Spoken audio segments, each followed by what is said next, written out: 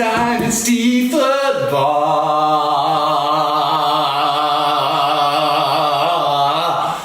Your podcast for all things Dynasty Fantasy Football with a sprinkle, just a sprinkle, of sports talk. I'm your host underneath the light post, aka Matt Trebek, aka Don Host Leone, Matt Phillips. Alongside me is the concept for the leprechaun for the Lucky Charms box.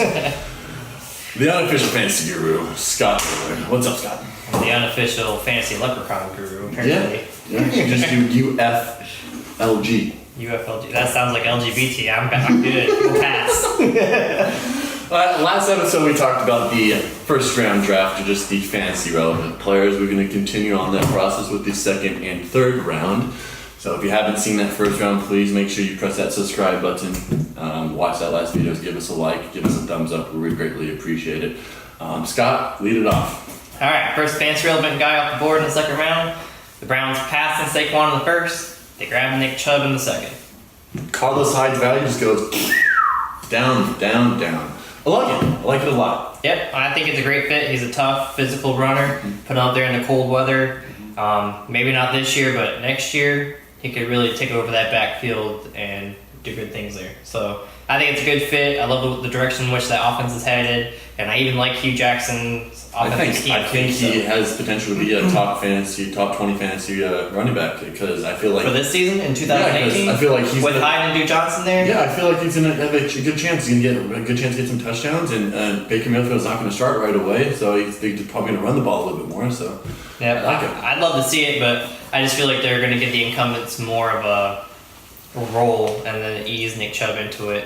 Maybe they do have concerns with his previous injury too, where they want to ease him into the rotation. All right, let's talk about Ronald Jones, 38 to the Buccaneers. Perfect situation. That's the spot that we wanted Saquon to go to. That's to me that was whatever running back was Tampa. Who's he going to start over? Jarquiz Rogers? No, he's been a backup. Peyton Barber? No. They draft this guy for him to be the starter, and I think, my opinion, propels him to the 1.02, 1.03 range of most fantasy mock drafts. So that who you're picking in our draft? That's no. I had to ask. Oh, no. I was never a fan of Ronald Jones. I thought he was kind of a tweener, small size running back. This landing spot definitely increases his value for me. I'm not where Matt is on that. I'm more of 6, 7, 8 overall.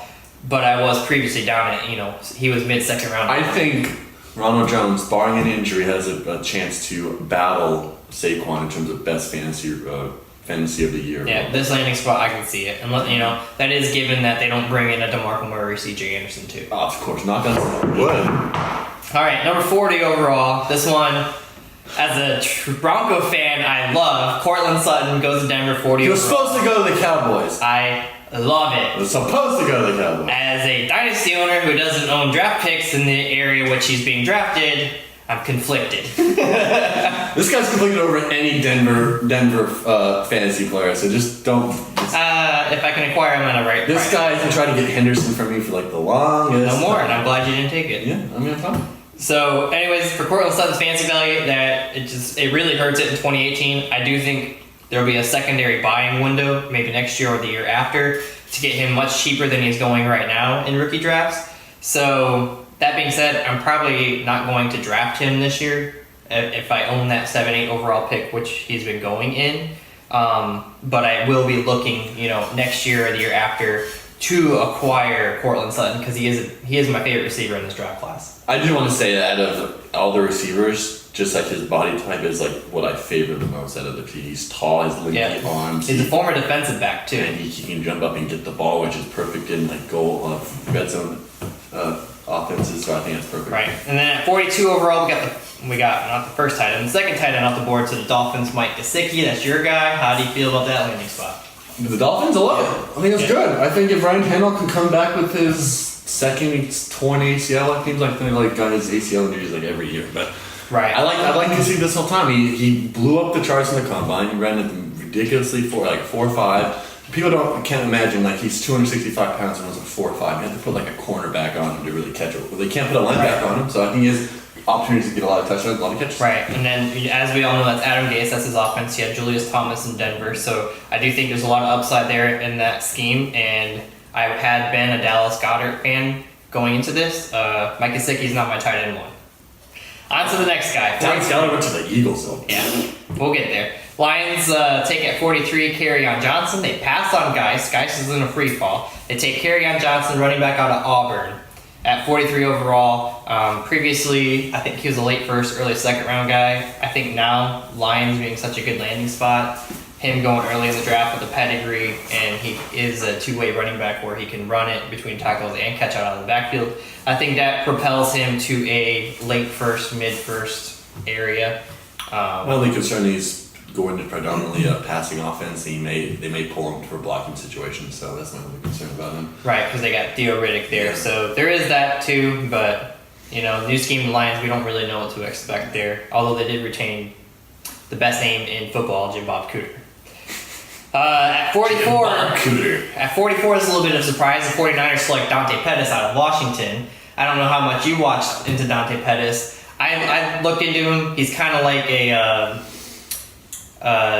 Jackson, Deshaun Jackson. Coming out So of a skinny, fast guy. Yeah, coming out of college. He's kind of like that. I think you'll have some big boom games from him. I don't think he'll be a really consistent guy as far as draft position. I think he's a late second now because of how early he got drafted, but he might be just an early third round. Now, this comes point out that the 49ers giving up on Dez Bryant now. You just don't know. They drafted this receiver. Yeah. We don't know where Dez is going. Dez still has to get a landing spot. It really one hasn't been thing a whole with lot of him news is that on we'll see what the 49ers is. 47 overall, the Cardinals select Christian Kirk of Texas A&M. This is one of my favorite draft picks in the second round. I think it is just a gorgeous, beautiful landing spot for Christian Kirk, a guy I really like. In this draft class, he might be him and DJ Moore right there for my wide receiver one. Just given landing spots. I know he went in the second round, but I was a lot higher on Christian Kirk than I was DJ Moore going into this. So draft position, landing spots factored in. I think Christian Kirk and DJ Moore to me are wide receiver I think one. the battle of wide receivers. They both in great situations. They both are in a team that already have like a wide receiver one, so they can get that wide receiver two coverage. So and I love Christian Kirk's going to be tied to Josh Rosen now. The only thing I want to say for DJ Moore is a better quarterback. You don't know if is Cardinals going to have Sam Bradford or are they going to go Josh Rosen? You just don't know. So that's kind of like the leeway with Christian Kirk. But I still love him. I think potentially he has a chance to be a superstar. Yeah, absolutely. Especially playing in a dome and everything. Yeah. 49 Eagles take Dallas Goedert. This was the most disappointing pick in the draft for me. Well, I can understand it, but there's Trey Burke. I'm a Zach Ertz fan. I'm not worried. Trey Burke, they lost the point guard for the whatever the guy's name. What's the guy's name? What's his Trey name? Burton. Trey Burton. Yep, Trey Burton. He went to Chicago. But I'm a Zach Ertz fan, and I'm not entirely worried about it because the Eagles always like to run that two tight end set. I think Zach Ertz's value is still up there in terms of tight end number one, maybe behind Gronk. Right. But I think Dallas Goedert has a chance to, get some points and everything. You'll see him in spots and do something here or there. And especially if Zach Ertz gets injured, of course, then he's boom. Ultimately, I think this is another one of them secondary buy window type guys where they're not going to produce early on in their career, so you might want to look into him year 2, year 3. Correct me if I'm wrong. Carson wants to go to North Dakota State? North Dakota State, he went to South Dakota State. So maybe there'd be a little bit of a rivalry going on. So maybe they saw each other, maybe they played catch or something. Maybe there's some sort of chemistry already there. We just don't know. Yeah. At 51, the Bears take Anthony Miller, wide receiver out of Memphis. Now, this receiver made Paxton Lynch a first-round pick. So I like him. I think he's a good, solid option to put opposite of Allen Robinson. I think ultimately this move hurts Kevin White's potential. Kevin White has potential he tore his ACLs and everything. So. I don't think he ever tore his ACL. I think he's had a lot of back or leg problems with never an ACL. He's only played 5 games. Wait him out if you have him. And if you can buy him cheap, buy him cheap. Yeah. Buy him. If you're Josh Euler, definitely buy him. All right, finally, 59. Darius Guice to the Redskins. Fall ends. We talked about this last episode. Yeah. Love it. It's a good landing spot. We're shocked that we felt this far. All these running backs went ahead of him. He was consensus number 2 running back going into the draft, and he just falls so far. But in terms of the situation, we talked about this earlier. Right. going into offense that's going to pass a lot, so he's not going to have to run it as much. He showed potentials of catching the ball, even though LSU doesn't predominantly throw to the running back a lot, but he has potential to run routes. He looks like a receiver sometimes during his practices, so I like the situation. Yeah, it's a good situation. It's not the best, not the worst, but it's a good situation. Still maintains his value up there at the top of the rookie drafts. At 60 overall, the Steelers take James Washington out of Oklahoma State. He's a thick, kind of short, kind of built like a running back. Kind of even looks like Juju Smith a little bit to me. Not quite as tall, maybe not quite as elite of a player, but he kind of reminds me of Juju Smith a little bit. I think, being a wide receiver 3 in that offense, Juju and Tony Brown, they traded away Martavis Bryant now, so they don't got to compete with him. I think that'll be fun to watch him, He has a chance to grow. Right, get into that offense. Yeah. So, and then they did take Mason Rudolph, so maybe later in their career that could be a match made in heaven when Antonio Brown's gone, but Roethlisberger's gone. At 61, Jaguars take DJ Chark, wide receiver out of LSU. Love it. Yeah. I love the Cowboys. He blew up the combine, ran so 4'3" guy, 6'3.5", like a guy big tall receiver. That can run that. LSU receivers, they never produced in college, yet somehow Jacksonville has no big receivers. They have no big receivers that can Dante Moncrief. Dante Moncrief. He's 6'2", ran like a 4'4". Yeah, but Dante Moncrief, this guy right here. Oh man. But DJ Chark has potential. I think he's gonna be a stud. He could be A-Rob, fill A-Rob position right easily. Right, so there's not that many picks in the third round, so we're going to go ahead and move into the third round and cover them within this draft class as well. At 71 overall, the Broncos take Royce Freeman, running back out of Oregon. I had Royce Freeman as my 105. I love Royce Freeman. This is a great landing spot for him. I think he stays. I think he eventually becomes starter. You don't draft a running back in the third or fourth round and line him and take him. All right, him and Booker are going to have it out this summer, and they'll probably lean Booker if it's close, but Freeman could easily win that battle and be the starter day one. If not, I think he'll definitely get a lot of run this season. He should be, in my mind, he was like, late first, early second. I think now he's a mid first to, early late first round pick in your rookie drafts. At 76 overall, we touched on it. Mason Rudolph goes to the Steelers.